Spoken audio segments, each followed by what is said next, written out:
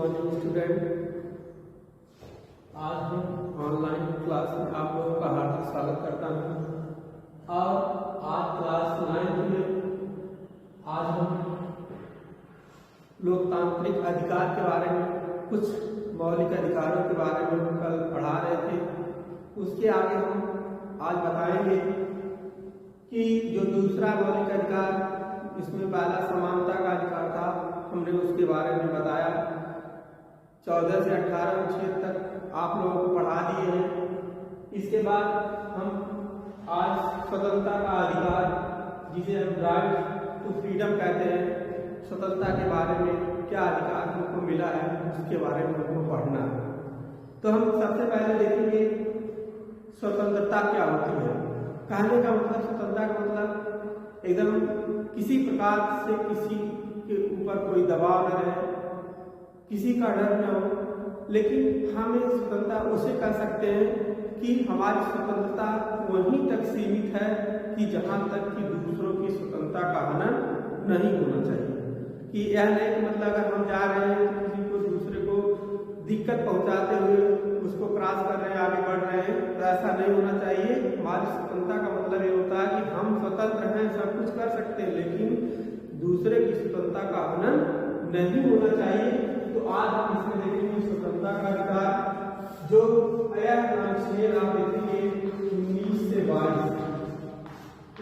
22 अनुच्छेद के अंतर्गत हम अध्ययन करेंगे। अब इसमें आप देखेंगे 19 में जो स्वतंत्रता का अधिकार था, इसमें 7 थे मूल अधिकार आप देखेंगे इसमें। लेकिन वर्तमान में जो है, वर्तमान में 6 हैं आप देख लीजिए। जैसे इसमें एक एक करके देखिए। अनुच्छेद 19A में कहा गया कि आपको बोलने की स्वतंत्रता है, बोलने की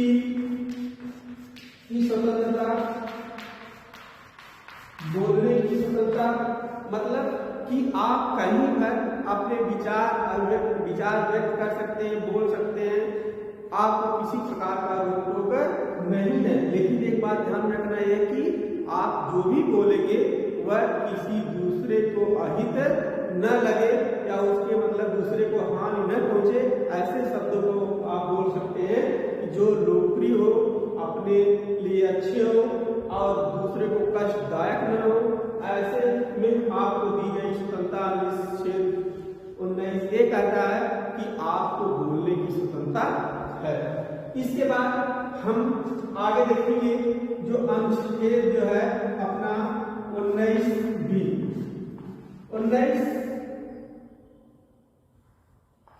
19 में आप देखेंगे ए हो गया, बी देखेंगे।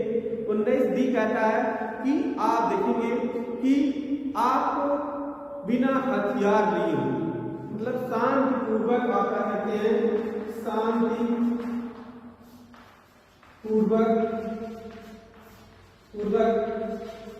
सभा करने की स्वतंत्रता कि आप जो है शांतिपूर्वक बिना हथियार लिए हुए आप क्या कर सकते हैं, आप सभा करने की स्वतंत्रता है, आप एकत्रित हो सकते हैं। इस तरह से आपको जो भी कहता है कि कहीं पर आप जो सभा संगठन बना सकते हैं, कर सकते हैं, सभा शांतिपूर्वक होना चाहिए, वहां पर किसी प्रकार के दंगे नहीं होने चाहिए। इस तरह से 19B कहता है। 19 अनुच्छेद 19C देखेंगे। अनुच्छेद 19C में सी कहता है कि संघ बनाने की स्वतंत्रता आपको दी गई है। आप जो है संघ बना सकते हैं, आप अपना यूनियन कमेटी तैयार कर सकते हैं, किसी प्रकार का रोक टोक नहीं है। संघ बनाने की स्वतंत्रता संघ बनाने की स्वतंत्रता आपको दी गई है। तो इस तरह से आप देखेंगे 3 हो गए बोलने की स्वतंत्रता, 19 बी में शांतिपूर्वक सभा करने एकत्रित होने की व्यवस्था दी गई। अनुच्छेद 19 सी में कहा गया संघ बनाने की स्वतंत्रता। तो इस तरह से आप देखेंगे 3 हो गया। अगला देखेंगे 19 डी, क्या अनुच्छेद आप देखेंगे 19 डी। 19 डी में कहा गया कि देश के किसी क्षेत्र में आवागमन की स्वतंत्रता रहेगी। क्या कहा गया? देश के किसी क्षेत्र में आवागमन की स्वतंत्रता, मतलब देश के किसी क्षेत्र में आप आ सकते हैं, जा सकते हैं, आपको किसी प्रकार का रोक टोक नहीं है। आप कहीं अपने देश में घूम सकते हैं, यात्रा कर सकते हैं, किसी राज्यों में घूम सकते हैं, आपको किसी प्रकार का रोक टोक नहीं है। दूसरी बात, अनुच्छेद आप देखेंगे 19 ई में कहा गया, अनुच्छेद 19 में कि आप देश के किसी क्षेत्र में निवास कर सकते हैं। आप जो क्या कर सकते हैं, आप किसी भी देश में निवास कर सकते हैं,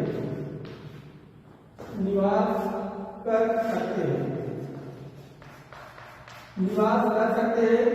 मतलब आप किसी भी देश में निवास कर सकते हैं।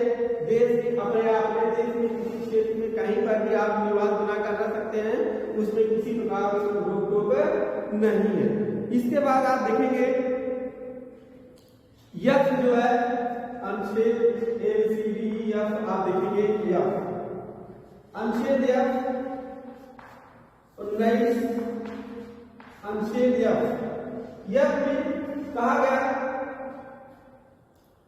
कि यदि आप देखेंगे यह कहता है कि जैसे संपत्ति का अधिकार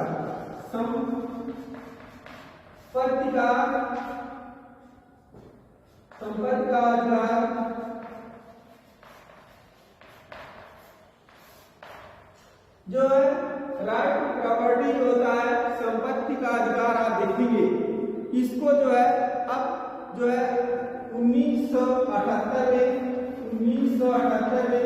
44वां संविधान संशोधन जो हुआ, 44वां संविधान संशोधन के द्वारा जो है उसको अब हटा दिया गया है। अब उसको जो है 300 में कानूनी अधिकार के क्षेत्र में उसको रखा गया है। तो यही जो है आप पहले बताया गया कि जो स्वतंत्रता 7 प्रकार की थी वह अब इसी को हटा करके यह जो है समाप्त कर दिया गया 19 इसके बाद आप देखेंगे जो लास्ट में आप देखेंगे अनुच्छेद 19G जो आप देखेंगे 7वां है, मतलब 6 थे, इसको हटा दिया गया तो 6 ही माने जाएंगे, जो G है 6वां। तो इस तरह से इसमें आप देखेंगे इसमें कोई भी व्यक्ति आप देखेंगे कहीं पर व्यापार कर सकता है, अपने देश में कहीं पर जो है अपने स्वतंत्र रूप से कमा खा सकता है, रह सकता है, किसी प्रकार से उसको अपने जीविका चलाने के लिए जो भी काम करना है वह कर सकता है, व्यापार से लेके जो भी करना है करके अपना जीवन निर्वाह कर सकता है, किसी प्रकार को कोई रोक टोक नहीं होगा। तो यह आप देखेंगे अनुच्छेद G कहता है कि आपको पूरा अधिकार है कि आप अपने जीवन के लिए जो कोई भी व्यापार व्यवसाय कर सकते हैं, किसी प्रकार से कोई रोक टोक नहीं होगा। तो इस तरह से आप देखेंगे यह थे जो हमारे मूल रूप से स्वतंत्रता के अधिकार में यह अनुच्छेद 19 में थे। अब हम अनुच्छेद 20 के बारे में देखेंगे क्या कहता है, इसके बारे में देखेंगे। अब देखेंगे अनुच्छेद जो है 20, अनुच्छेद 20 आपने 19 में 6 देखे, मूल अधिकार जो थे स्वतंत्रता के। अब हम देख रहे हैं अनुच्छेद 20 में जो है क्या कहा गया है। आप देखेंगे इसमें कहा गया कि यदि कोई व्यक्ति अपराध करता है, यदि कोई व्यक्ति अपराध करता है, यदि उसका दोष सिद्ध हो जाता है, मतलब उसका दोष क्या हो जाता है, सिद्ध हो जाता है कि यह अपराधी है, तो अनुच्छेद 20 कहता है कि दोष सिद्ध होने के बाद इसमें आप देखेंगे उसको 3 प्रकार से जो है संरक्षण प्रदान किए गए हैं कि जैसे आप देखेंगे कहता है कि किसी व्यक्ति को एक अपराध के लिए सिर्फ एक ही बार सजा मिलेगी। मतलब अनुच्छेद 20 में अपराध सिद्ध होने के बाद उसमें व्यक्ति के संरक्षण के रूप में 3 बातें कही गई हैं कि इसमें कहा गया पहला बात कि एक व्यक्ति को एक बार के सजा के लिए, मतलब एक अपराध के लिए सिर्फ एक ही बार उसको सजा मिलेगी, यह नहीं कि एक अपराध के लिए उसे बार बार सजा मिलेगी। इसलिए इसने कहा कि 19 में 3 प्रकार में बताया कि पहले बात है किसी एक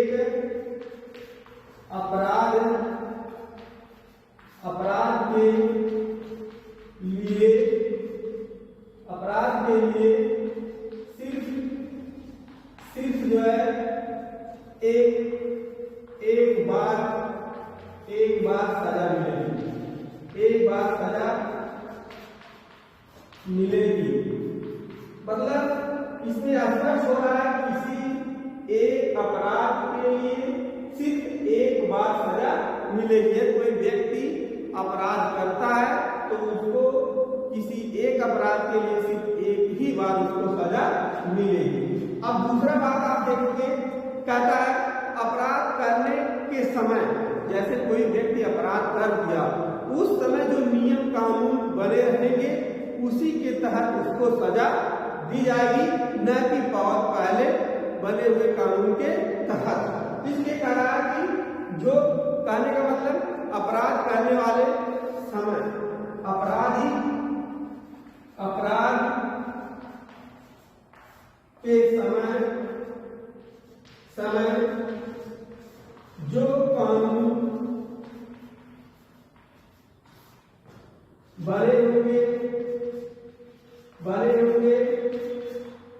बने होंगे उन्हीं के तहत सजा मिलेगी। मतलब अपराध के समय जो कानून बने होंगे उन्हीं के समय जो है उसी के तहत जो है उन्हीं के तहत सजा मिलेगी। मतलब यह नहीं कि बहुत पहले के कानून अगर हैं तो उसको लागू करके उसको सजा दी जाएगी, या बाद में ऐसे कोई कानून बन गए हो तो उसके आधार पर उसको सजा मिले, ऐसी कोई बात नहीं है। उस हिसाब से जो अपराध करने के समय जो कानून नियम बने होंगे उसी के तहत उसको सजा मिलेगी। तीसरी पॉइंट आप देखेंगे, तीसरा पॉइंट कहता है इसमें 20 में कहता है कि किसी भी व्यक्ति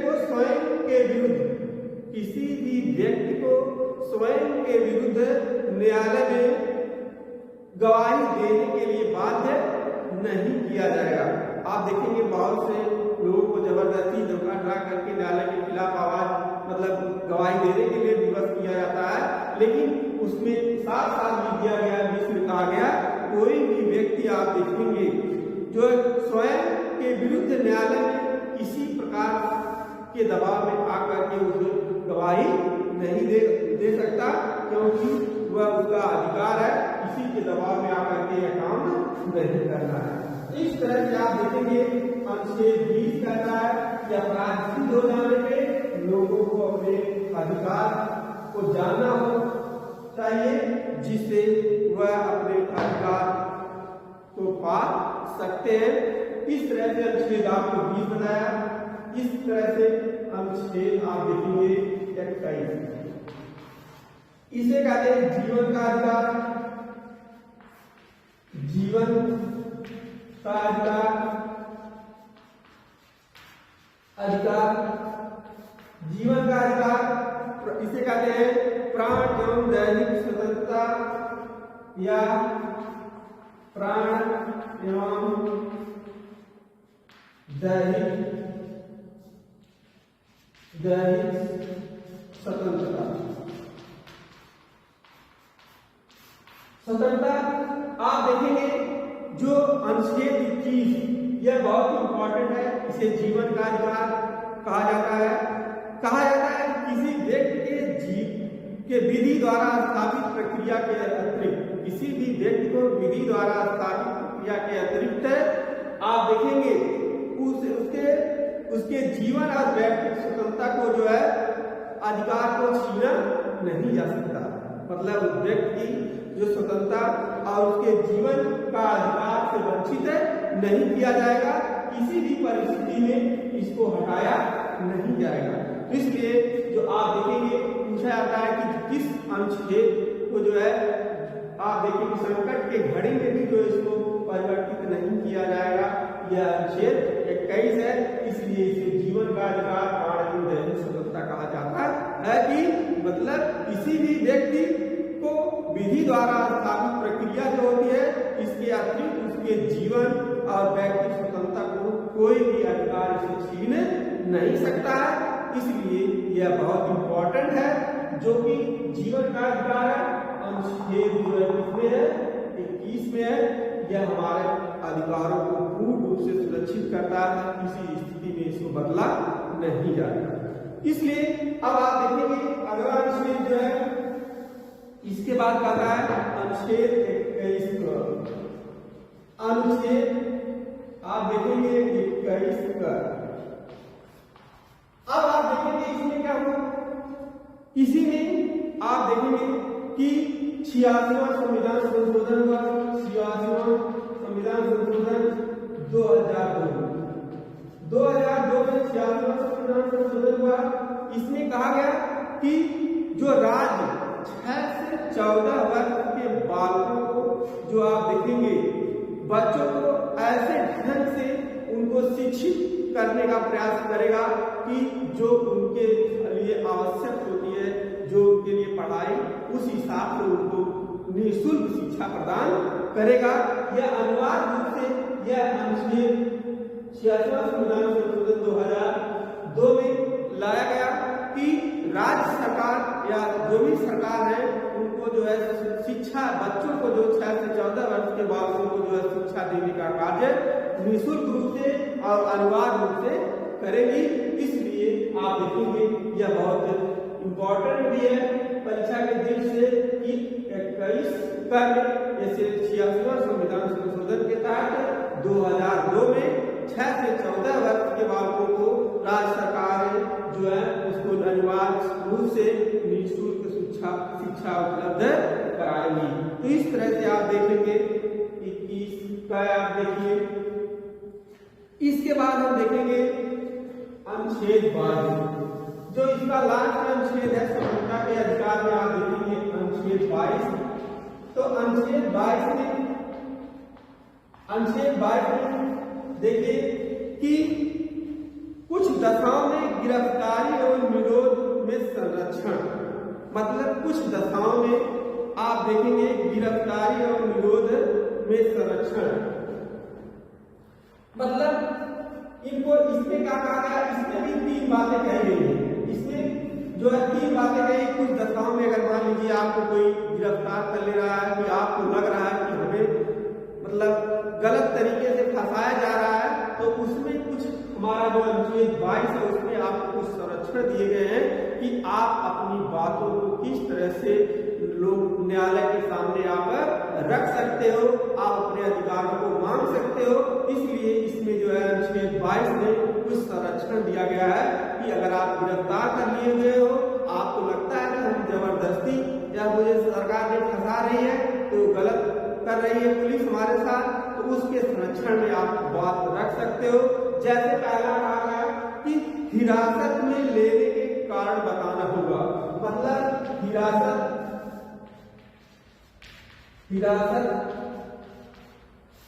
में लेने का कारण बताना कि मतलब हिरासत में लेने का कारण बताना होगा। जैसे कोई भी आपको पकड़ के ले जा रहा हो, जो मान लीजिए पुलिस आपको पकड़ के ले जा रही हो, तो आपको उसे जानने का हक होगा कि आप मुझे किस कारण मुझे गिरफ्तार कर रहे हो। तो यह अनुच्छेद हमारा जो है 20 जो कहता है 22 कहता है 20 नहीं तो 22 कहता है कि यदि आपको गिरफ्तार किया गया है तो आप जो गिरफ्तार किए हैं उनसे आप पूछ सकते हो कि हिरासत में लेने का कारण आपको बताना होगा कि किस कारण से हमें आप जो है गिरफ्तार किए हैं।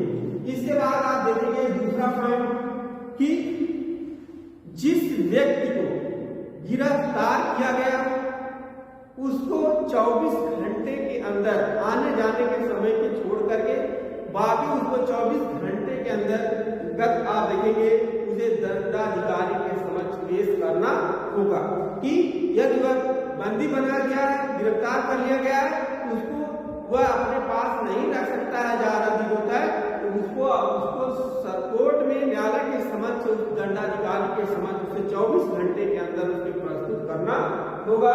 यह हमारा कहता है। तीसरा पॉइंट आप इसमें देखेंगे 22 अनुच्छेद 22 कहता है कि अब उसे अपने पसंद के वकील सलाह लेने का भी अधिकार होगा। जैसे मान लीजिए कोई पकड़ के ले गया, न्यायालय में मामला दर्ज है, तो हमें किसी वकील की जरूरत पड़ेगी और वह आसानी से वह व्यक्ति जो वकील से परामर्श लेकर के सलाह लेकर के अपने गिरफ्तार हुए व्यक्ति जो छुटकारा पाने के लिए उसे जो है सिफारिश कर सकता है। यह हमारा तीसरा पॉइंट कहता है यदि आपको गिरफ्तार कर लिया गया है उसको छुड़ाने के लिए आप वकील की सलाह ले सकते हैं। इस तरह से आपने देखा अनुच्छेद 22 में कहा गया कि हिरासत में लिए जाने का कारण आपको जानना होगा। जो ले जा रहा होगा, पुलिस पकड़ के ले जाती है, उसको बताना होगा किस कारण से आप उसे ले जा रहे हो। फिर 24 घंटे के अंतर्गत उसको दंडाधिकारी के समक्ष प्रस्तुत करना होगा और जो गिरफ्तार हुआ व्यक्ति जो है उसको ये अधिकार है कि उसको कारण जानने का और उसको छुटकारा पाने के लिए वकील की सलाह ले सकता है। तो इस तरह से आप देखेंगे यह अनुच्छेद 22 था, इसको आप पढ़े। इस तरह से अब हम अगला देखेंगे, इसमें जो है यह 22 हो गया। अब हम देखेंगे तीसरा जो है मौलिक अधिकार हमारा है शोषण के विरुद्ध अधिकार। इसमें शोषण के विरुद्ध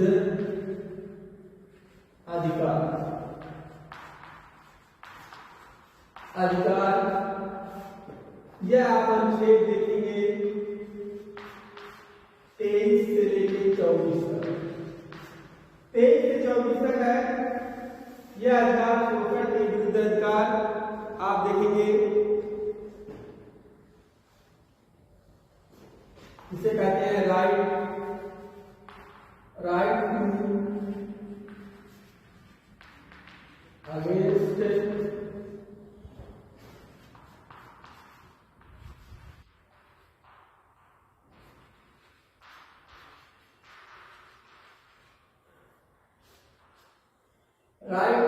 अगेंस्ट एक्सप्लॉइटेशन। आप देखेंगे 23 से 24 में ये अनुच्छेद वर्णन किया गया है। अब हम एक एक करके पढ़ेंगे कि क्या होता है अनुच्छेद 23-24। इसमें शोषण के विरुद्ध शोषण आप देखेंगे शोषण का मतलब होता है जैसे आपको गलत तरीके से आपसे चाहे काम करवाया जाए, चाहे आपको गलत तरीके से आपसे टैक्स वसूला जाए, तो मतलब आर्थिक रूप से कमजोर करना। शोषण का मतलब होता है आर्थिक रूप से, शारीरिक रूप से आपको जो परेशान करना, इसी को हम कहते हैं जो है शोषण। तो यह हमारे संविधान में आप देख लीजिए बहुत पहले से ही जो अंग्रेजों के द्वारा हमारे किसानों के ऊपर अनेक प्रकार के जो करों का बोझ बढ़ाते थे, उनका शोषण करते थे, न कर देने के बाद उनको परेशान करते थे। तो यह बहुत पहले से ही चली आ रही थी। इन्हीं सभी को देखते हुए हमारे संविधान निर्माताओं ने इन सभी बातों को ध्यान रखा कि किस तरह से हम देश को आगे बढ़ा सकते हैं। अगर इन सभी से अगर हम छुटकारा पाए रहेंगे तो हम अपने देश का विकास बहुत आसानी से कर सकते हैं। इसलिए शोषण के विरुद्ध कुछ नियम कानून बताए गए हैं। जैसे देखिए अनुच्छेद 23 में कहा गया है मानव के दुर्व्यापार, मानव के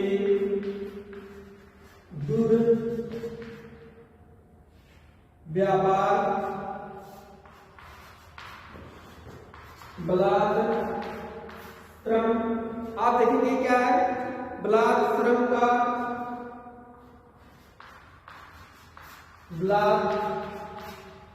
श्रम का निषेध, श्रम का निषेध मतलब इसमें आप देखेंगे पहले के जब अंग्रेजों के जमाने में कि मनुष्यों की खरीदारी होती थी, दासों को जो खरीदा जाता था, बेचा जाता था, बेचते थे, इधर से उधर दासों को खरीद बिक्री होती थी। तो उसी में आप देखेंगे कि कहा जाता है कि इसमें मनुष्य के बिक्री, खरीद और बिक्री पर रोक लगाए। सरकार ने क्या कहा इस अनुच्छेद के अंतर्गत यदि कोई व्यक्ति मनुष्यों की खरीदारी और बिक्री करता है उसको दंडनीय अपराध माना जाएगा। और आप देखेंगे बलात्कार का मतलब होता है जैसे आप देखेंगे बेगारी, जैसे आप कोई बेगारी करवाता है, बेगारी का मतलब होता है कि आपको जबरदस्ती काम करवाया जा रहा हो, आपकी इच्छा के विरुद्ध अगर काम किया जा रहा हो उसे हम कहते हैं बेगारी करवाना। केवल आपको खिला देंगे, वो भी खिलाएंगे भी नहीं खिलाएंगे, लेकिन बेगारी करवाएंगे, आपको जबरदस्ती धमका के काम लेंगे। तो इस तरह से अगर आपको कोई देखते पाया जाता है, वह अपने जो पीड़ित व्यक्ति है, अगर आप कोई बेगारी करवा रहा है या उसको धमका रहा है, वह न्यायालय के समक्ष जाकर के अपने अधिकार को प्राप्त कर सकता है। इसलिए मानव दुर्व्यापार जो है, अगर आप देखेंगे अगर किसी कोई मनुष्य खरीदी बिक्री अगर आज भी कर रहा है, वह उसके खिलाफ जो है दंडनीय अपराध माना जाएगा। यह हमारे जो 23 अनुच्छेद है मानव के दुर्व्यापार, खरीद बिक्री पर और बेगारी पर जो है श्रमिक जबरदस्ती श्रमिकों का शोषण पर जो है रोक लगाता है और लोगों के अधिकारों को सुरक्षा प्रदान करता है। इस तरह से हमारे अधिकार जो है देखिए कितने इम्पोर्टेंट है कि हम केवल अगर जानते रहें तो हम अपने अधिकारों को बहुत ही आसानी से प्राप्त कर सकते हैं। इसलिए हमको इन सभी को अनुच्छेदों को जानना बहुत जरूरी है। तो शोषण के विरुद्ध अधिकार में आपने 23 में पढ़ा, अब आप देखेंगे अनुच्छेद 24। अनुच्छेद 24 में आप देखेंगे कहा गया है बालकों के नियोजन का प्रतिषेध। इसमें बालकों के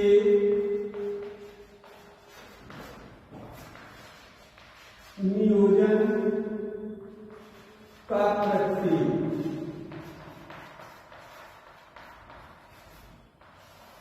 इसमें अनुच्छेद 24 कहता है कि आप देख लीजिए कि 14 वर्ष से कम आय के बालकों को जोखिम भरे कामों में या बड़े बड़े फैक्ट्रियों में अगर काम पे लगाया जा रहा है तो इसको जो है आप देखेंगे अब कानूनी जुर्म माना जाएगा या उसके खिलाफ जो विद्रोह या मतलब कानून में कार्रवाई की जा सकती है। अब ऐसा क्यों कहा गया कि 14 वर्ष के बालकों को 14 वर्ष के बालकों को जोखिम भरे खानों, कारखानों, फैक्ट्रियों में जो है इसको निषेध कर दिया गया कि कोई इससे काम करवा नहीं सकता। कोई भी फैक्ट्री मालिक हो जो 14 वर्ष के बालक है उससे काम नहीं करवा सकता, क्योंकि यह हमारे संविधान में लिख दिया गया है कि यह अगर व्यक्तियों छोटे बच्चों को काम पे लगाया जाएगा उसके खिलाफ कानूनी कार्रवाई की जाएगी। जोखिम भरे कारखानों में 14 वर्ष के बालकों से कम आयु के बालकों को काम पे नहीं लगाना होगा। इस बात देखते हैं भरपूर जो है लोग इसका पालन करते हैं, जिसके कारण से हमारे बच्चों के जीवन को सुरक्षा प्रदान की गई है। इसलिए क्यों की गई है आप बताइए। जो छोटा बच्चा 6 से 14 वर्ष, आप देखिए जो बालक होते हैं इनके आप देखेंगे जो पढ़ने की अवस्था होती है, यदि इनको अगर हम अभी से उनको काम पे लगा देंगे तो वह आप देखेंगे जिस तरह से फैक्ट्रियों में लोग होते हैं, अगर कोई भी आप देखेंगे फैक्ट्री में चले जाएंगे वहाँ की भाषा जो हो जाती है और वहाँ के लोगों का एकदम पर्यावरण एकदम एक तरह से स्थिर हो जाएगा। और बच्चों की बालक जो है अभी है कुछ भी बन सकता है, डॉक्टर इंजीनियर से लेकर के वैज्ञानिक तक जो है देश का भविष्य बन सकता है। इस कारण से उसको भविष्य को अंधकार में न पड़े, इस कारण से यह अनुच्छेद लाया गया कि इन बच्चों के साथ ऐसा कोई व्यवहार न करे और उसको निःशुल्क आप देखेंगे इसलिए शिक्षा भी दी जाती है कि बालकों को, जिससे कि सरकार भी इसका सपोर्ट करती है। इसलिए यह इतना इम्पोर्टेंट है कि इन सभी छोटे बच्चों को 14 वर्ष के बालकों को जो जोखिम भरे कारखानों में किसी प्रकार से इससे काम में नहीं लिया जाएगा। तो इस तरह से आप देखेंगे यह अनुच्छेद जो था 24 था और यह शोषण के अधिकार 23 से 24 जो थे बहुत ही इम्पोर्टेंट है। ये इन अधिकारों को हमको जानना चाहिए। तो ठीक है, फिर अगले धार्मिक स्वतंत्रता का अधिकार हम अगले वीडियो में इसको बनाएं।